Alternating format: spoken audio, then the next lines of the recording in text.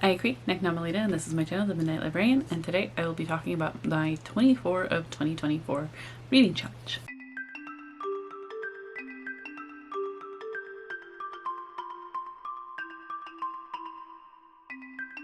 So what is a 24 of 2024 challenge? If you've been a part of BookTube for a while, if you've been watching it for a while, I think you know. But just to explain for those who don't, basically it's a reading challenge that some of us have chosen to do, where we have to read 24 books in 2024. Mine are particularly random, at least 20 of them are going to be. Others have done it where it's kind of like 12 recs by 12 friends, and that they have their Patreon followers or their channel followers, members or whatever, suggest books to them and they put them on like that. So it's like a set of 24 books that they then are encouraging themselves to read for 2024. And it's similarly what I'm going to do. Like I said, I'm going to do a random 4 books I'm going to choose myself. Those haven't changed, but otherwise the 20 are going to be randomly generated by a number generator. You'll see. Let's go ahead and get into it.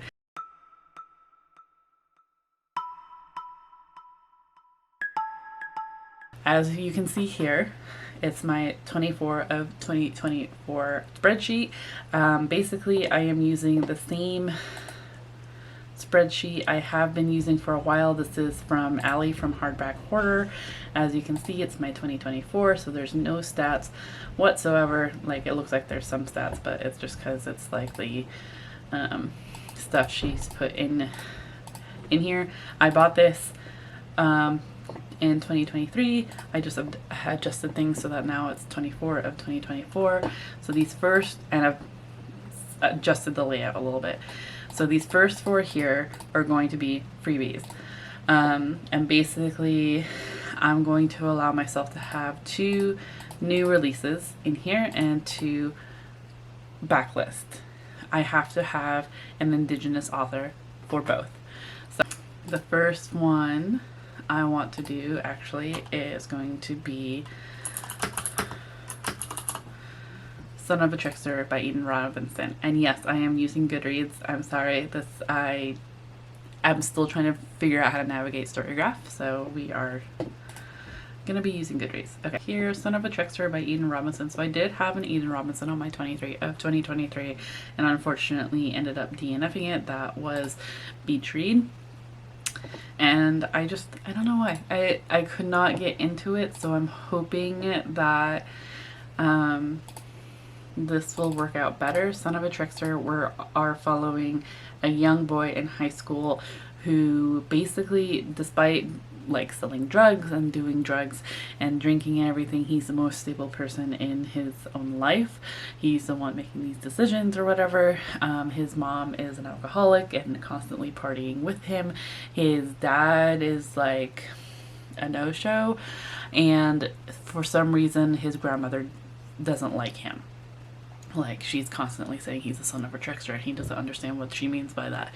And then one day when he's sober, he's walking around and a crow ends up talking to him, and he's really confused by this. This is First Nation, Indigenous author. It's fantasy, Canadian, magic realism, urban fantasy. I know that there was a adaptation I haven't watched yet, and that leaned more towards the horror route. So yeah, that's my first backlist title. The second backlist title that I'm going to do is actually going to be The Illness Lesson. This one I've also felt like I've had for a bit, and I swear every year I keep saying I'm going to, keep saying I'm going to read it. And every year goes by and I don't end up reading it. So this is what this challenge does, is that it kind of takes stuff that I have and puts it to light and kind of puts a little more pressure behind me in terms of making sure I read them. I'm ultimately a mood reader, but I feel like a yearly challenge is really nice. So The Illness Lesson, we are following a young woman whose father basically is the head of a, I don't know if it's a boarding school. It's historical fiction, magic realism, and we're in Asheville, Massachusetts, at the farm of Samuel Hood and his daughter Caroline. A flock of red birds descends, and Samuel, whose fame as a philosopher has waned in recent years, takes the bird's appearance as an omen that it's time for his newest venture. He will start a school for young women, guiding their intellectual development as he so carefully guided his own daughters, but his charges end up falling ill, and rather than go to authorities about it, he ends up bringing in a minister of a sinister physician based on real historic treatment. And Caroline's body starts betraying her as well, and she feels she's the only one that can save these girls. So I've been interested, like I said, been interested in a while, and just haven't gotten to it. So those will hopefully put some fire into my butt to read those this year, which I'm excited about. The first new release, let's see, I can't remember what it's called. Let's go to my books. I know it's cover. I can't recall its title. Let's go into anticipated 2024 releases. There it is. I should have known this. Okay, and it is Indian Burial Ground by Nick Medina. I meant to read Nick Medina's other book this year in 2023. I believe I already forgot. It has fire on the cover. But this one is scheduled to come out in April of 2024, and it's a horror mystery adult thriller. And basically we are following Naomi Broussard, who wants a fresh start with a new boyfriend who actually treats her right, and a plan to move from the reservation she grew up on, just like her beloved Uncle Louis before her. Things are finally looking up, only until her boyfriend's apparent suicide brings her world crumbling down, but the facts about Roddy's death don't add up, and Naomi isn't the only one who suspects that something menacing might be lurking on their tribal lands. This sounds really creepy, and I'm really excited for it. So, little excitement for this challenge. Let's go ahead and place that. I'll go ahead and put the approximate date. I also want all of these to line up. There. Okay, and then the next one we actually passed, and that is going to be Butcher of the Forest by Premi Muhammad. I also had a Premi Muhammad on my 23 of 2023, but I'm hoping to try their work again, mostly because the annual migration of clouds was actually pretty interesting. It took me too long, and I was frustrated with myself, and in turn ended up putting that frustration on the book. But I'm interested to try this author again, and that's one thing I'm finding I have liked so far in 2023 was how many repeat authors I've had. So I thought it would be really cool to add 2 authors I've had from 2023 onto the my freebie picks, just to ensure that I am reading a couple authors that I've read from before, but haven't had too much experience with them, if that makes sense. So, and then Butcher of the Forest, it's another novella. And basically a world-weary woman races against the clock to rescue children from a wrathful tyrant from a dangerous otherworldly forest. At the northern edge of a land ruled by a monstrous foreign tyrant lies the wild forest known as the Elmever.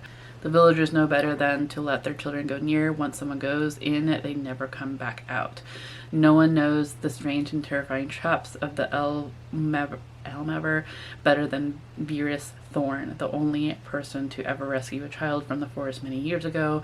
When the tyrant's 2 young children go missing, Virus is the is commanded to enter the forest once more and bring them home safe. And that's all I really know. That's all I want to know. This one is scheduled to come out in late February.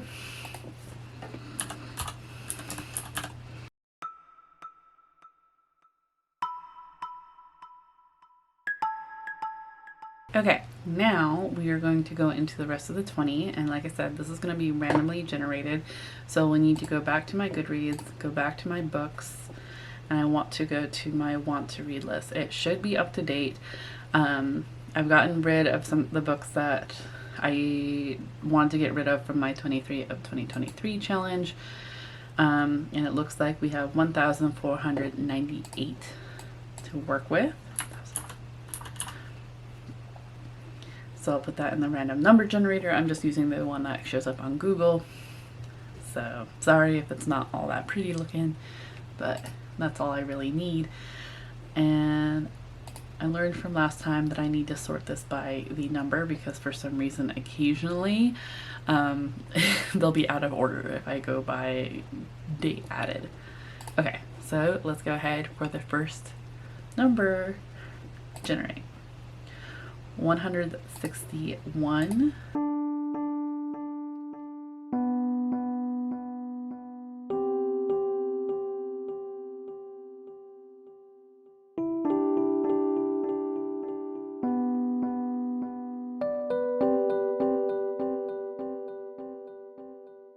So number 1, we have Descendant of the Crane. This is a young adult fantasy.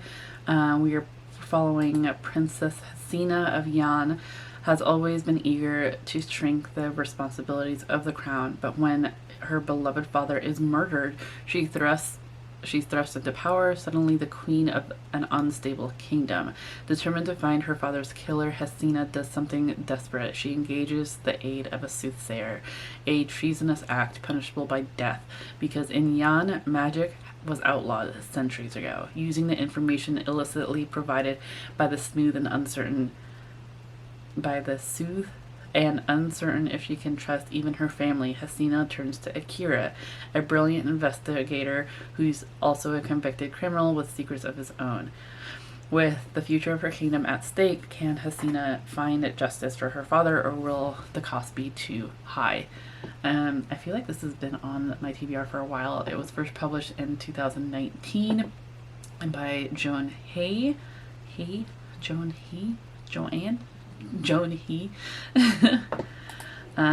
My apologies. Insert.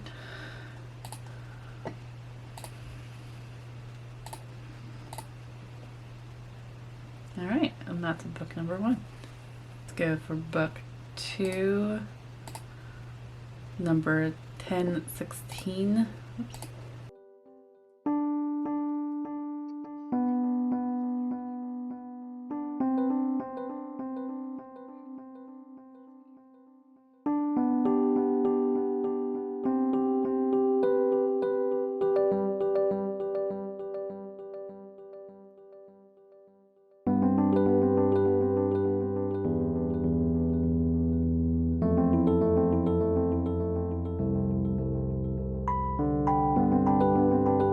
So we can see that this is probably 1009.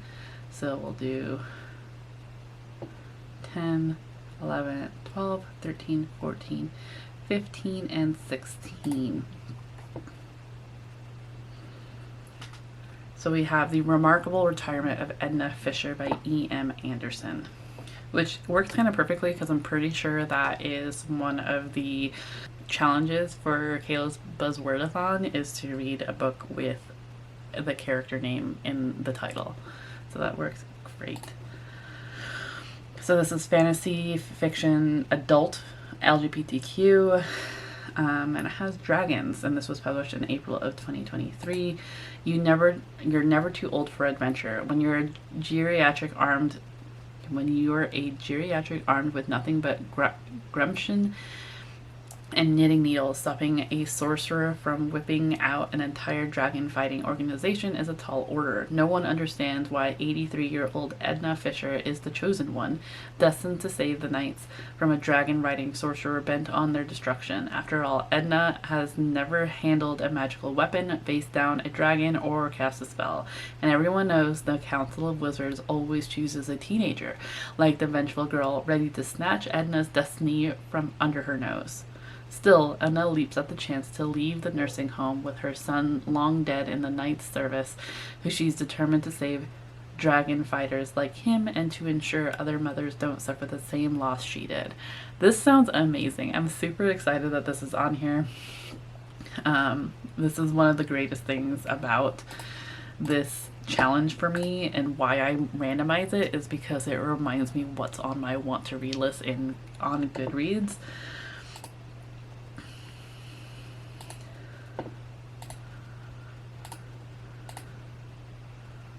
Already, I'm so much happier with how this one is turning out. Book 3, 126. I have had it where I've gotten a double, like I've gotten the same number before, so if that happens, I'll just re-roll.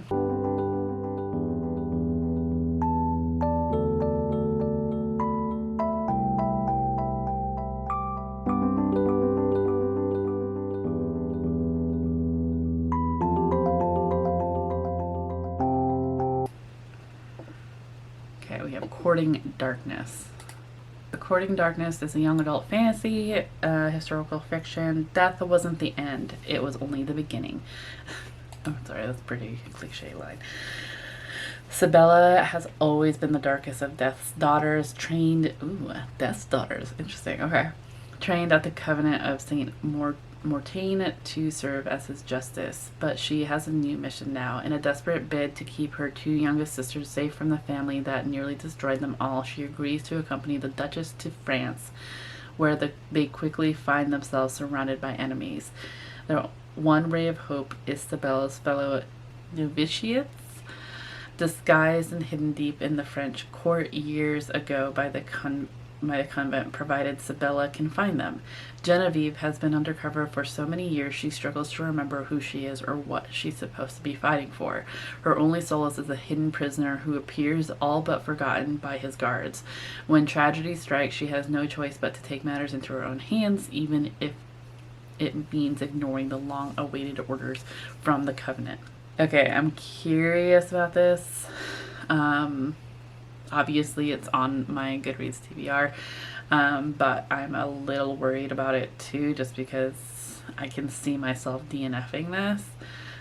So if that's the case, if that ever happens, so I had struggled with this when it came to 23 of 2023, of not quite knowing what to do in that case. And if that's the case, if I DNF it soon enough, or if I DNF it early enough in the year, I think I could potentially re-roll for another one. But I'm hoping that's not the case. I don't want to go into it thinking I'm going to DNF this, but because I'm already questioning it, I'm kind of wanting to try to get it early on so that I do have time to re-roll a number for this challenge, if that makes sense. Okay, on to book 4, 48.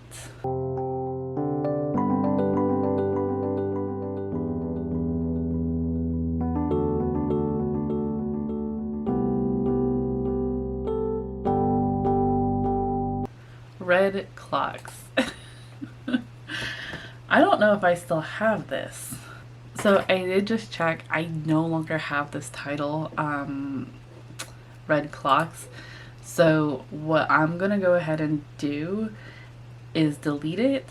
But what I'm going to go ahead and do instead, since we chose 48, and basically what's going to happen as soon as I delete this, let's see if it does what I think it's going to do. So 48 is now robots versus fairies. Which is an interesting one too. I do have it. I've had it for a while. I love the cover. That's one of the first things that struck out to me, and I'm really interested in this. So this is a short story collection though, which I'm finding I don't have the best luck with in terms of one, wanting to having the motivation to read it.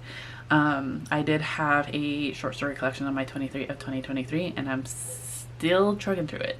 Not it shouldn't be that hard, but it's kind of hard for me to motivate myself to do it. But anyway, but this one should be interesting. I'm kind of excited at the turnout for that. So this one is a unique anthology of all new stories that challenges authors to throw down the gauntlet in an epic genre battle and demands an answer to the age-old question: who is more awesome, robots or fairies? Never knew that this was an age-old question. Rampaging robots, tricksy fairies, facing off for the first time in an epic genre deathmatch. People love pitting two awesome things against one another. Robots versus Fairies is an anthology that pitches genre against genre, science fiction against fantasy through an epic battle of two icons. I do have this physically, so that's something I'll go over to towards the end when I do a review of the choices.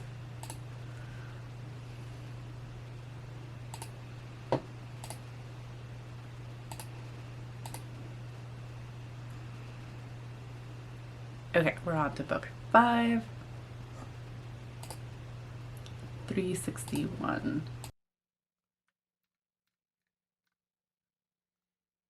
And I understand that deleting one changes the number of like everything that goes after it. Everything that was after 48 is now no longer the number that it used to be. I'm not going to go back and change the titles of the numbers that were chosen earlier. What will happen though, if I do happen to land on something that is already on the 2024, but it's not the same number, I'm just gonna go either re-roll or pick from one that's above or below it, if that makes sense. You know, if I like roll again and it turns out that I get a book that I've chosen before, but it's no longer at this number that I had originally chosen it at, and it's this new number, I'll just re-roll or pick from above or below it.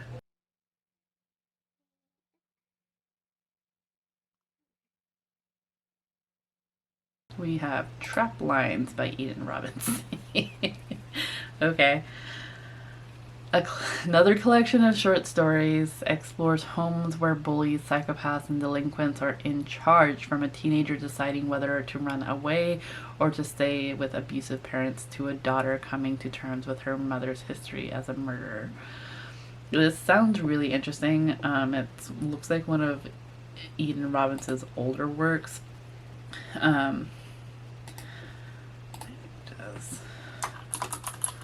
As it was published in 1996, though I didn't pay any attention to when Monkey Beach or Son of a Trickster was published either. But this one sounds interesting. I'm hoping I can find it. It only has 862 ratings and 83 reviews,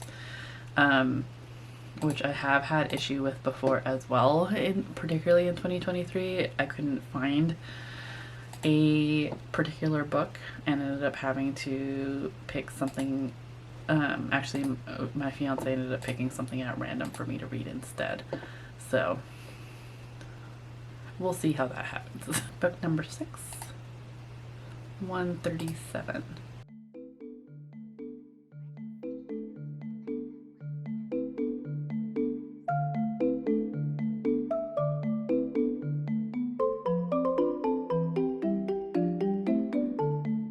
The Oyster Thief by Sonia Faraki.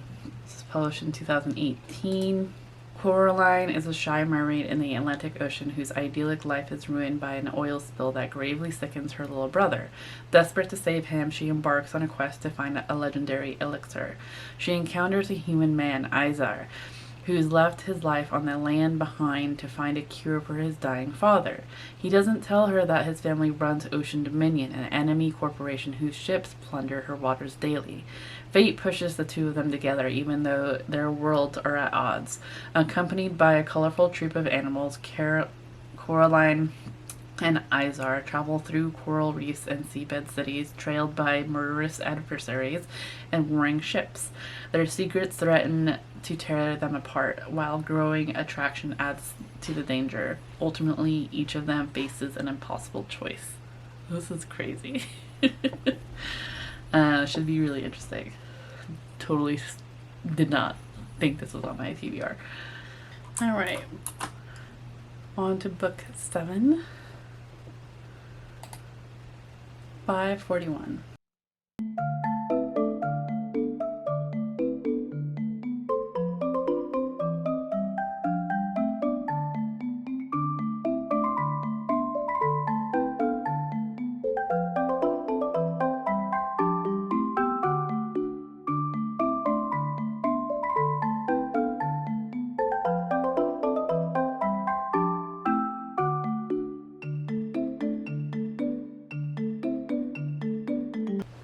House of Hollow by Crystal Sutherland.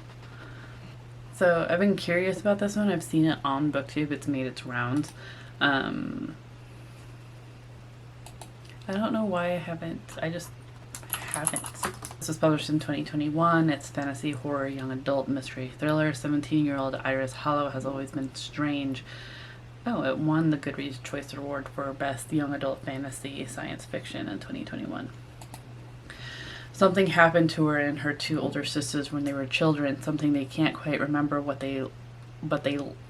that left each of them with an identical half-moon scar at the base of their throats.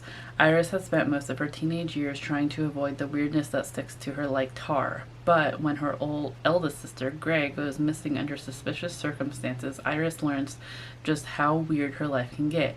Horned men start shadowing her, a corpse falls out of her sister's ceiling, and ugly, impossible memories start to twist their way through the forefront of her mind.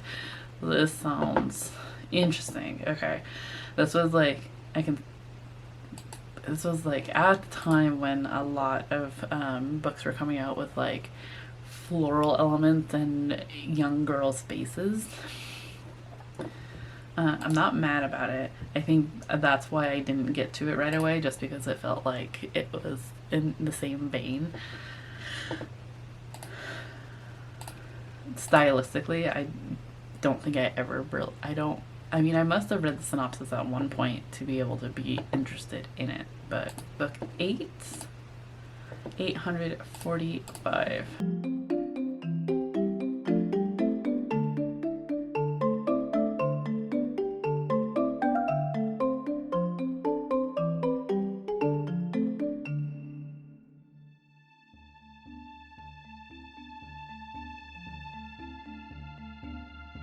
We have The Ballad of Perilous Graves by Alex Jennings. So I do have this one via audiobook, but I think I'm going to have to get it as a physical book to be able to go along with it. This is fantasy fiction, urban fantasy, LGBTQ, and paranormal. Music is magic. In this novel set in fantastical version of New Orleans, where a battle of the city's soul brews between two young mages, a vengeful wraith and one powerful song. Nola is a city full of wonders, a place of sky trolleys and dead cabs, where haints dance the night away and wise women help keep the order. To those from away, Nola might seem strange. To Perilous Graves, it's simply home. In a world of everyday miracles, Perry might not have a talent for magic, but he does know Nola's rhythm as intimately as his own heartbeat. So when the city's great magician starts appearing in odd places and essential songs are forgotten, Perry realizes trouble is afoot. 9 songs of power have escaped from the piano that maintains the city's beat, and without them, Nola will fail. Unwilling to watch his home be destroyed, Perry will sacrifice everything to save it. But a storm is brewing, and the hate of all hates is awake. Nola's time might be coming to an end. So I remember listening to this and couldn't quite get into it. So I'm hoping if I get a physical copy and follow along, it might be better. Book 9, 1454.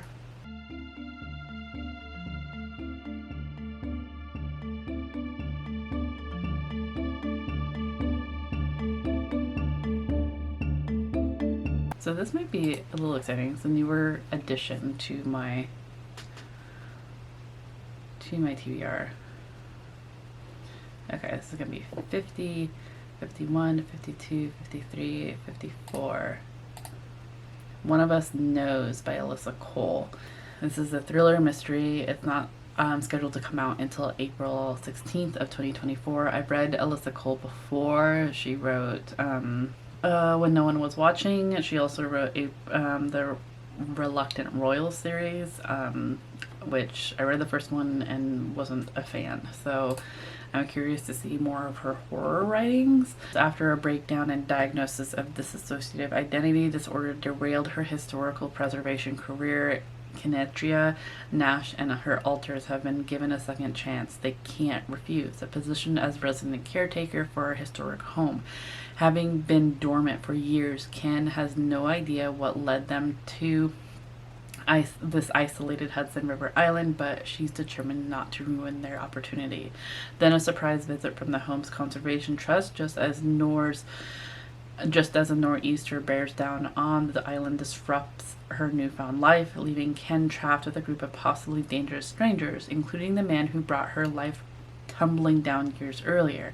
When he turns up dead, Ken is the prime suspect. Excited for this. So this is one of my anticipated releases.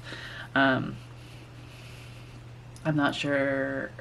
This should be really interesting. I'm really excited about this. Oops.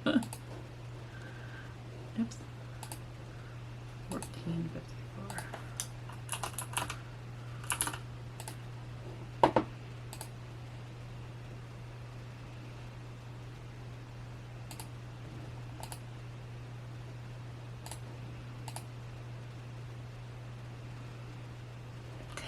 We're about halfway there.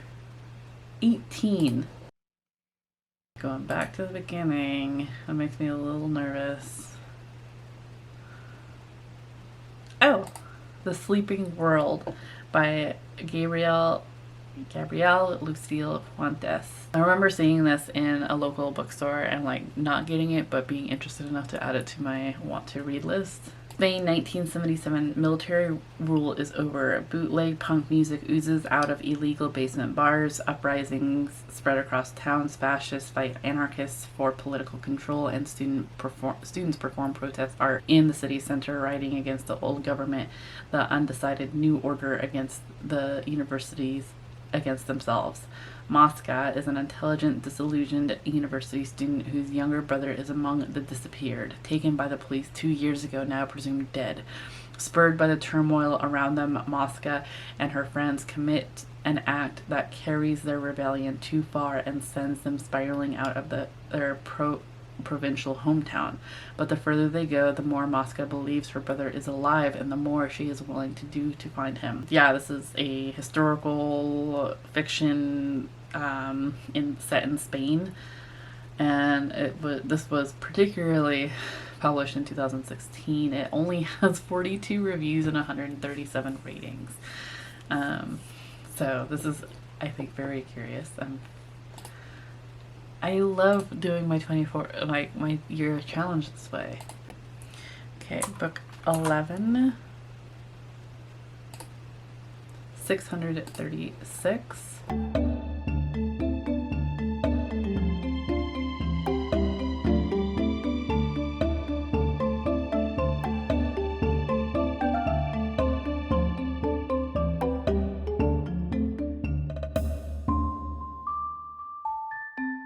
Ew, I can already tell that it's within my nonfiction sections. So let's see, 636. We have The Anthropology of Turquoise, Reflections on Desert, Sea, Stone, and Sky. Ooh, this is going to be fun. I'm really enjoying this, by Ellen Malloy. This is a nonfiction of nature, art, travel, and memoir. In this invigorating mix of natural history and adventure, artist naturalist Ellen Malloy uses turquoise, the color and the gem, to probe deeper into our profound human attachment to landscape, from the Sierra Nevada to the Mojave Desert, the Yucatan Peninsula, and the Bahamas, to her home ground on the high plateaus and deep canyons of the Southwest. We journeyed with Malloy through vistas of both great beauty and great desecration. Her keen vision makes us look anew at ancestral mountains, turquoise seas, and even motel swimming pools. She introduces us to Navajo velvet grandmothers whose attire and aesthetics absorb the vivid palette of their homeland, as well as to Persians who consider turquoise the life-saving equivalent of a bulletproof vest. Throughout, Malloy invites us to appreciate, along with her, the endless surprises in all of life and celebrates the seduction to be found in our visual surroundings. Yay! Okay, I was really worried that we weren't going to get a nonfiction on here. I mean, I shouldn't have been too worried. I'm usually pretty good. I'm usually pretty good with getting nonfiction in my want list pretty frequently, though there are times, particularly within that section, that is pretty heavy on nonfiction, because there was a moment where I found like a list and all of them sounded interesting. So, but 12/10/42.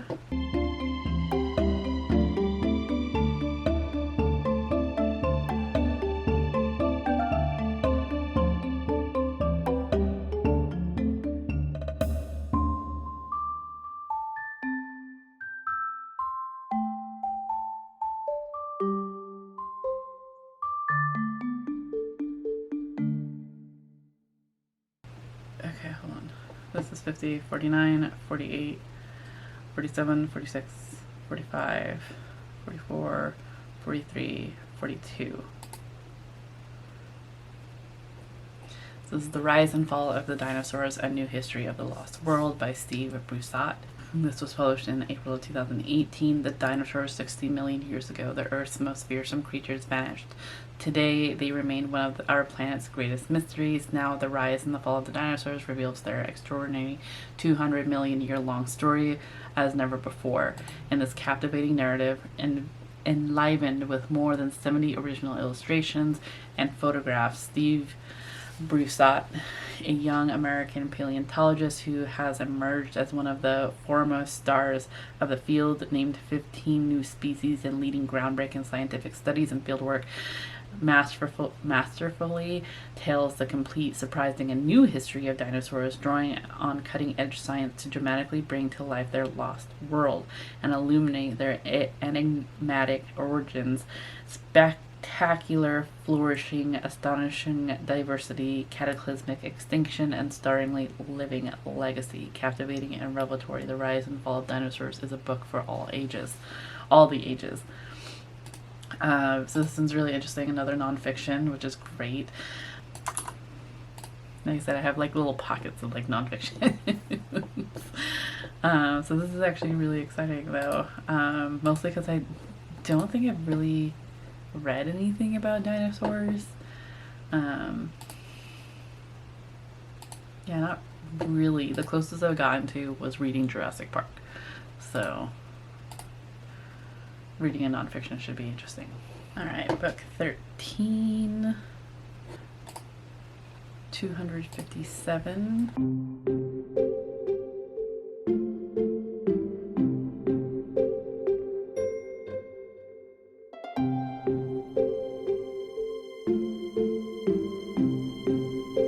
Come on, Goodreads, it's not a good time to crash.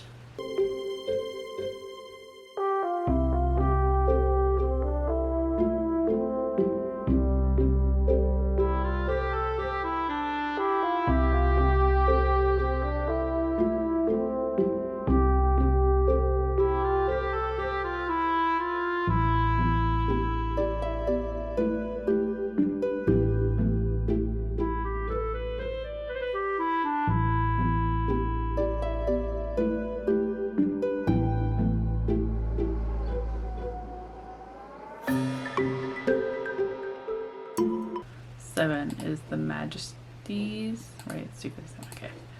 By Tiffany Zhao. In this riveting tale about the secrets and betrayals that can accompany exorbitant wealth, two sisters from a Chinese-Indonesian family grapple with the past after one of them poisons their entire family. Holy cow. Gwendolyn and Estella have always been close as sisters can be, growing up in a wealthy, eminent, and sometimes deceitful family. They've relied on each other for support and confidence, but now Gwendolyn is lying in a coma. The sole survivor is Estella's poisoning of their whole clan. As Gwendolyn struggles to regain consciousness, she desperately retraces her memories, trying to uncover the moment that led to this shocking and brutal act. Was it their aunt's mysterious death at sea, Estella's unhappy marriage to a dangerously brutish man, or was their shifting loyalties and unspoken resentments at the heart of their opulent world too much to bear? Can Gwendolyn at last confront the carefully buried mysteries in their family's past and the truth about who she and her sister really are? So yeah, it's a mystery thriller, contemporary, 2018. Only has just over 3,000 ratings and 711 reviews.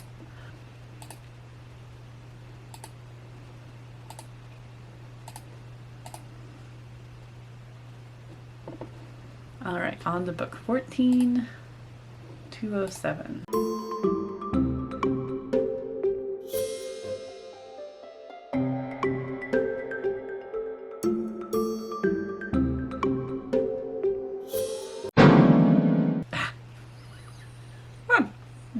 Damn it. Oh, well, okay. But calling me out. Okay, this is The Ballad of Songbirds and Snakes. This is the prequel to the Hunger Games trilogy by Suzanne Collins. I do have this. I've been meaning to read it. And basically, from my understanding, we are following Jon Snow. Not Jon Snow. That is the wrong franchise. Coriolanus Snow is preparing for his one-shot at glory as a mentor in the games. This is back when he was 18. I've heard the movie was decent, and coming from someone that I kind of trust, I don't know, I'm still hesitant. I don't know if this was necessarily needed, but we will give it a shot. I guess this will finally, like I said, push me to actually read this one and see if I want to continue on with it or not. So, alright, book 15, 1427. Is that one that we've already had?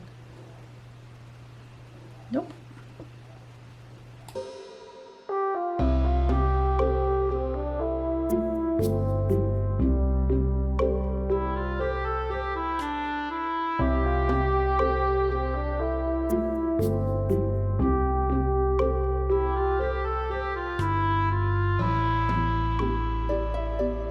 $14.30, $14.29, $14.28, $14.27, right? Yes. So that is The Library, A Fragile History, another nonfiction, particularly about libraries, famed across the known world, jealously guarded by private collectors, built up over centuries, destroyed in a single day, ornamented with gold leaf and frescoes, or filled with beanbags and children's drawings. The history of the library is rich, varied, and stuffed full of incident. The first major history of its kind, Andrew Pettigrew and Arthur Derwedwin explore the contested and dramatic history of the library, from the famous collections of the ancient world to the embattled public resources we cherish today. Along the way, they introduce us to the antiquarians and philanthropists who shaped the world's greatest collections, trace the rise and fall of fashions and tastes, and reveal the high crimes and misdemeanors committed in pursuit of rare and valuable manuscripts. So this was published in 2021. I think this will be really interesting considering I work in a library, particularly an academic library, which it's always interesting, particularly now as like a lot of book 16, 896.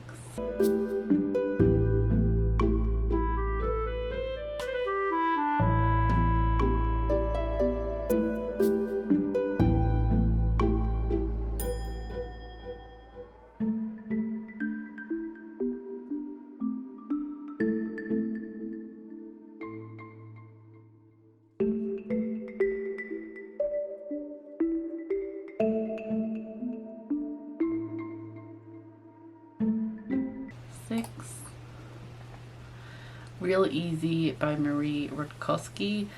This was published in January 2022. It's a thriller mystery. It's 1999 and Samantha has danced for years at the Lovely Lady Strip Club. She's not used to mixing work and friendship. After all, between her jealous boyfriend and his young daughter, she has enough on her plate. But the newest dancer is so clueless that Samantha feels compelled to help her learn the hustle and the drama of the club, how to sweet talk the boss, fit in with the other women, and make good money. One night, when the new girl needs a ride home, Samantha agrees to drive, a simple decision that turns deadly. Georgia, another dancer drawn into the ensuing murder and missing person investigation, gathers information for Holly, a grieving detective determined to solve the case. Georgia just wants to help, but her involvement makes her a target. As Holly and Georgia round up their suspects, the story's point of view shifts between dancers, detective, children, club patrons, and the killer. Interesting. Okay. So yeah, this is a mystery thriller. I haven't heard anything about this. It has a little over 6,000 ratings and 1,000 reviews. A lot of mystery thrillers on this list, which I'm not minding.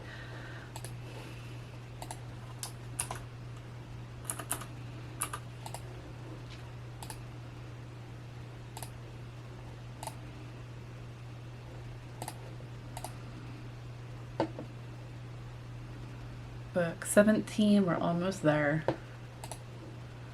539.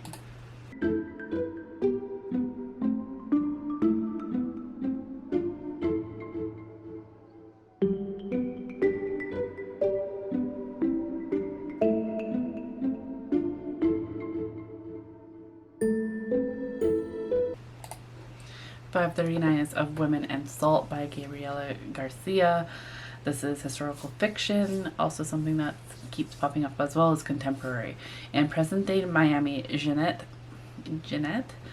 is battling addiction. Daughter of Carmen, a Cuban immigrant, she is determined to learn more about her family history from her reticent mother and makes the snap decision to take in the daughter of a neighbor detained by ICE.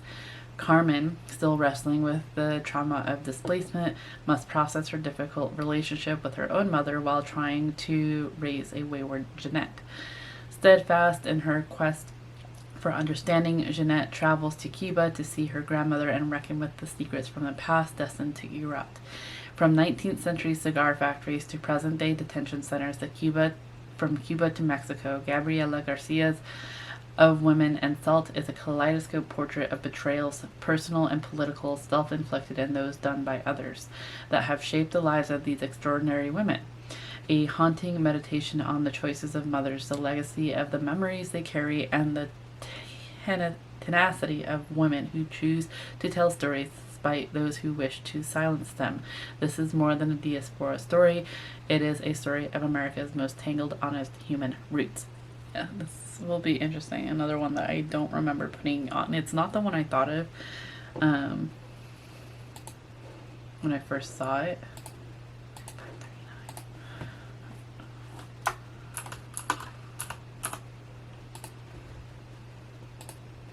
But I'm liking how this list is turning out. Book 18, 10, 15.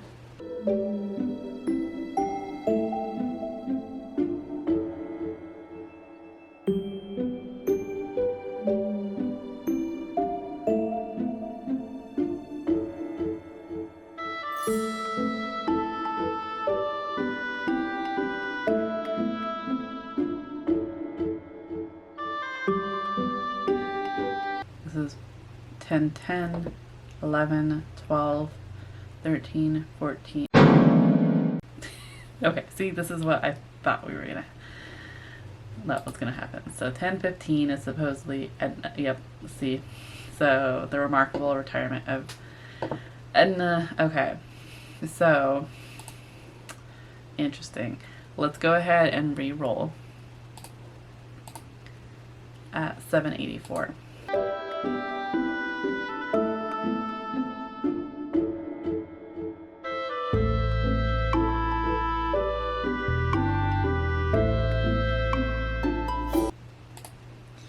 $784 is How Do You Live by Genzaburo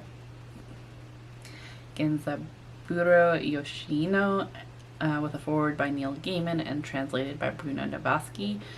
I believe this is one that Allie from Alice in Pages has brought to my attention.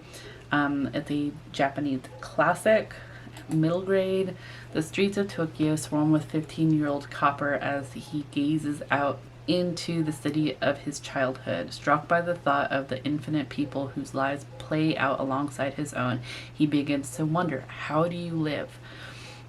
Considering life's biggest questions for the first time, Copper turns to his dear uncle for heartwarming wisdom.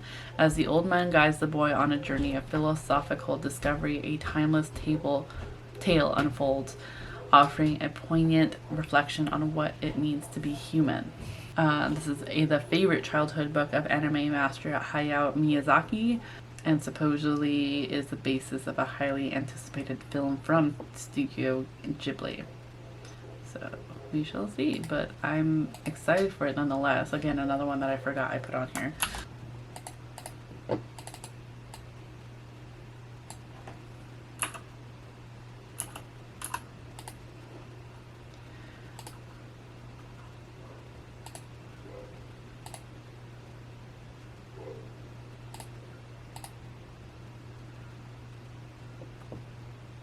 Book 19, 178.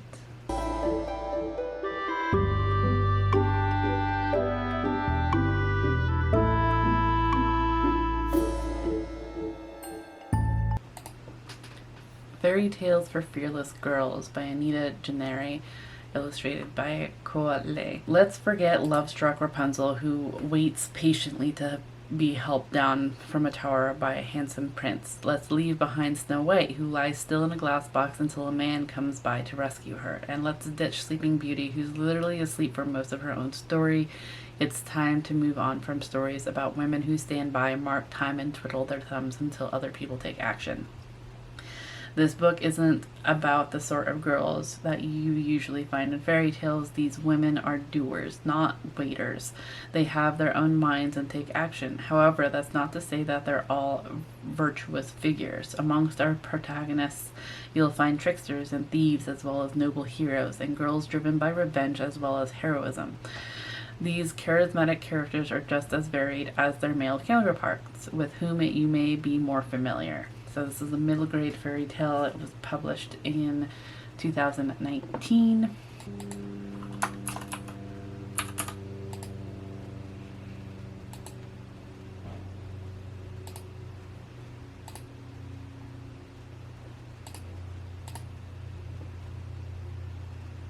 All right, and we're down to book 20, the last one. Let's see.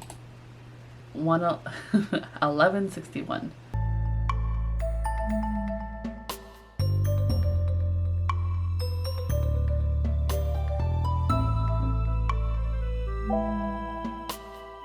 See, I don't know what that starts on, so this is 1170, 69, 68, 67, 66, 65, 64, 63, 62, 61. All right.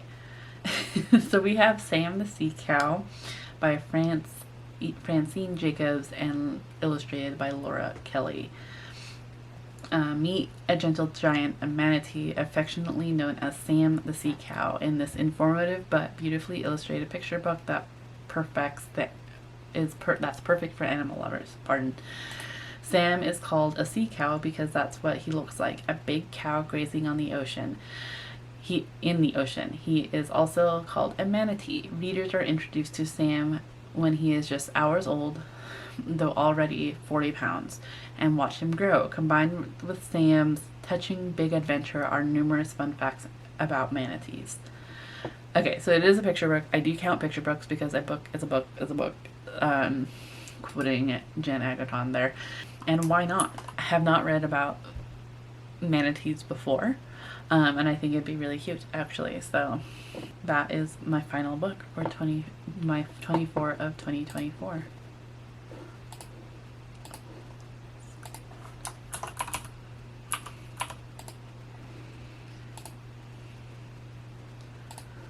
Not mad about this whatsoever. Oops, that's the wrong one. Not mad about this whatsoever. We have my 24 of 2024 all picked out. These two are obviously not out yet. This one I do have. We own it. Also own this one. I don't own Descendant of Crane or The Remarkable Retirement of Edna Fisher or Courting Darkness, but I do own Robots vs. Fairies. Trapline I don't own. No on the Oyster Thief. No on House of Hollow. I do own the audiobook for Ballad of Perilous Graves. One of Us Knows isn't out yet. Sleeping World I don't own. I don't think, let's see, don't own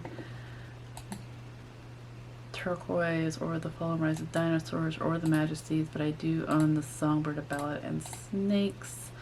I don't own The Library or Real Easy or the rest of them, really. I don't own any of them. So I own 1, 2, 3, 4, 5 out of 24, which isn't too bad. I do hope to pre-order a couple of these, but also be able to get some of them from interlibrary loan. It really just depends on how interested I am. I think like Courting Darkness I'm a little worried about. Trap Lines I'm a little worried about, as it's the third Eden Robinson, but it sounds like it'll be interesting. How Do You Live I'm a little worried about in terms of how I'll find it. I'm hoping it's because I'm sure that Hayao Miyazaki, because it's one of his favorite books, it's made it pretty popular, so we'll have to see. Yeah, but overall, I'm really excited for how this turned out. Thank you so much for watching for as long as it is. I know it's probably fairly long, but hopefully I am able to edit it down a bit. If you made it down this far, if you've made it this far, let me ask you, like, are you planning on participating in the 24 of 2024? What are some of the books you're excited about if you are? If you are not, have you read any of the ones that I mentioned in mine? What did you think? Please, no spoilers. Let me know down in the comments. Otherwise, if you don't feel like answering either of those questions but still want to support, let's go ahead and put a stack of books emoji, because I feel like that's really relevant right now. Yeah. Otherwise, I hope that you are doing well and you are in the mental mindset to enjoy your reading. I will see you in another video very soon. Chew.